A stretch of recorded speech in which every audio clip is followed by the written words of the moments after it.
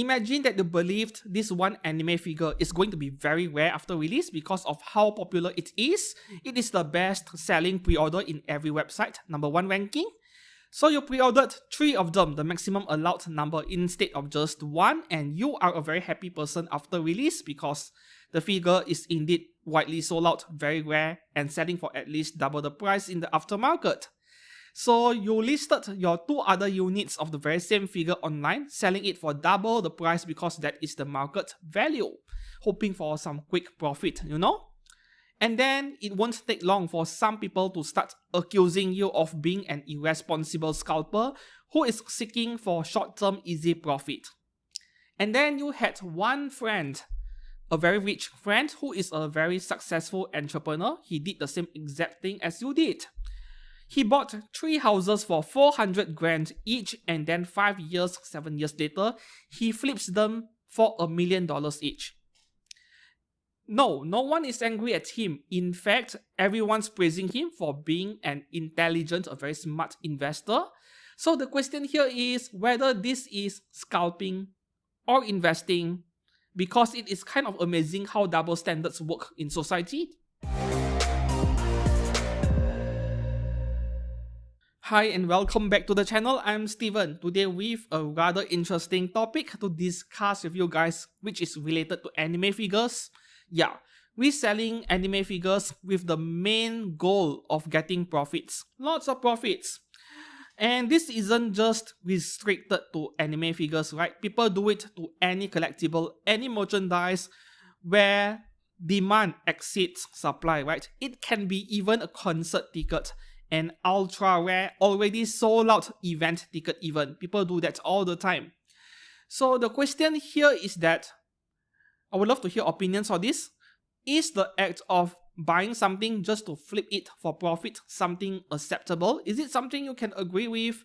Or you actually draw a line on what is acceptable and what is not?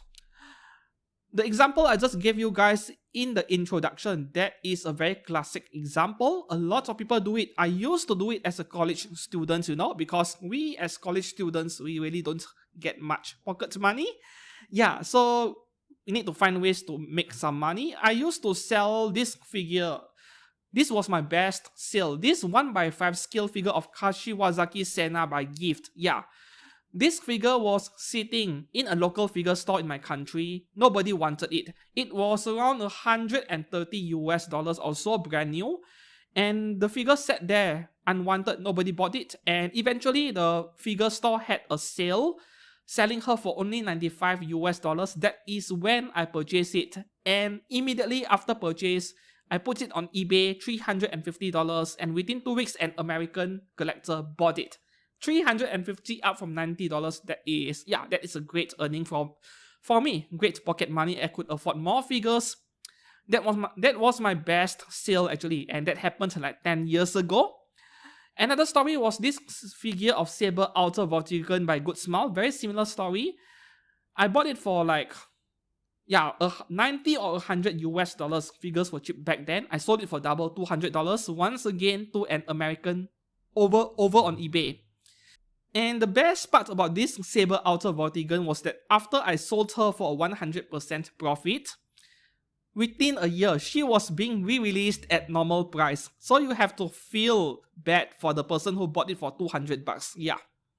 And that figure remains very affordable today, not difficult to find if you like that figure of Saber Outer Vortigan. But anyway, back to this story over here, reselling it for profit. Do you agree with such an act or not? This business model of flipping something for profit, because there is an obvious double standards going on. The example I gave you guys with houses, the same thing applies to very rare supercars like this Ferrari, this Lamborghini, this Koenigsegg. Only 50 units around the planet, and most of the people who bought this kind of multi-million-dollar supercars, they don't drive them very often. They keep it as an investment, and then they flip it for profit 5 years, 7 years down the road when they are very rare.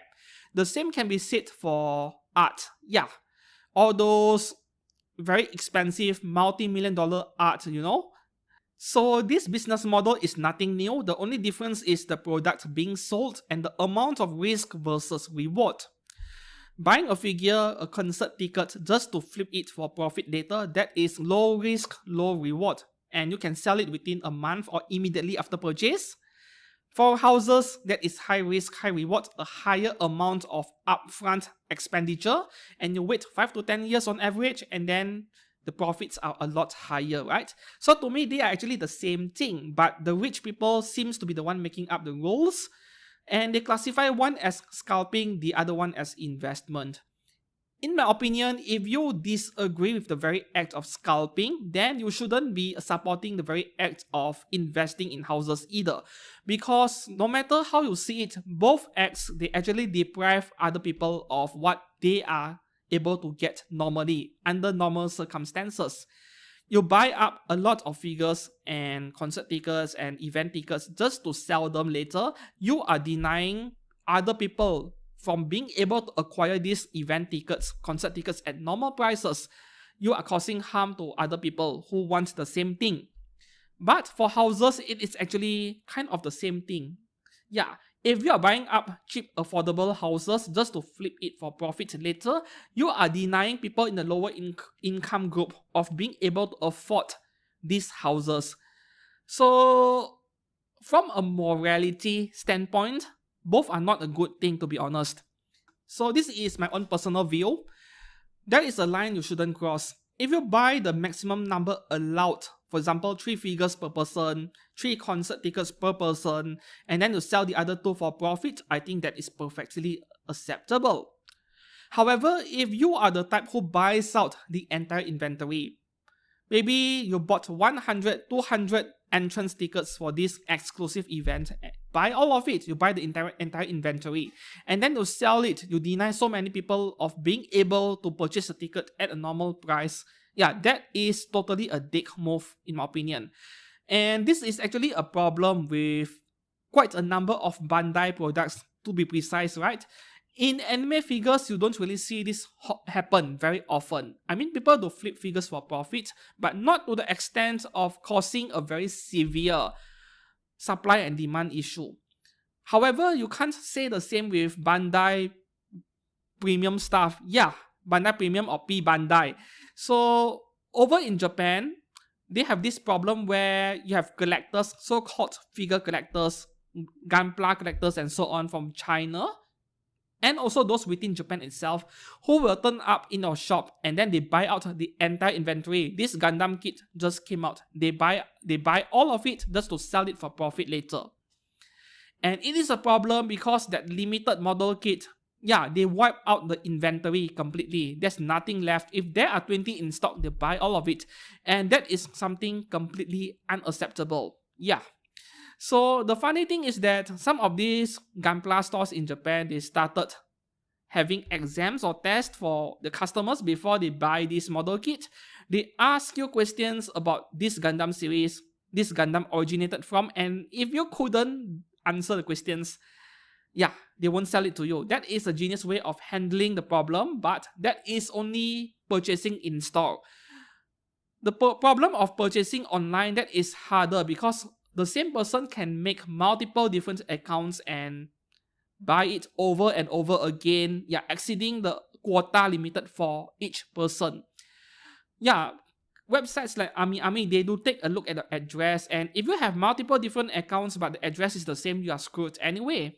So to me, I would say that you have to draw a line somewhere. You buy 2 houses, one for your own use, and the other one you rent it out or you want to flip it for profit 10 years later. Sure, go ahead, I'm okay with that. But if you're buying 5, 6 houses and then you don't even use any of them, later on, you even let these properties rot. You don't maintain them properly and then you expect to sell them for a very high price 10 years later. To me, that is totally a dick move. And when everyone starts doing this, yes, it actually deprives other people of affordable housing.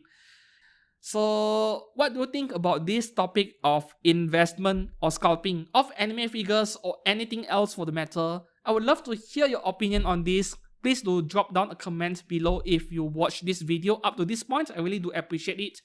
And if you enjoyed this video, yeah, please give this video a like. It would really help this channel a lot. And subscribing to this channel for more anime figure related content in the future. Until then, thank you very much and see you guys again very soon. Goodbye.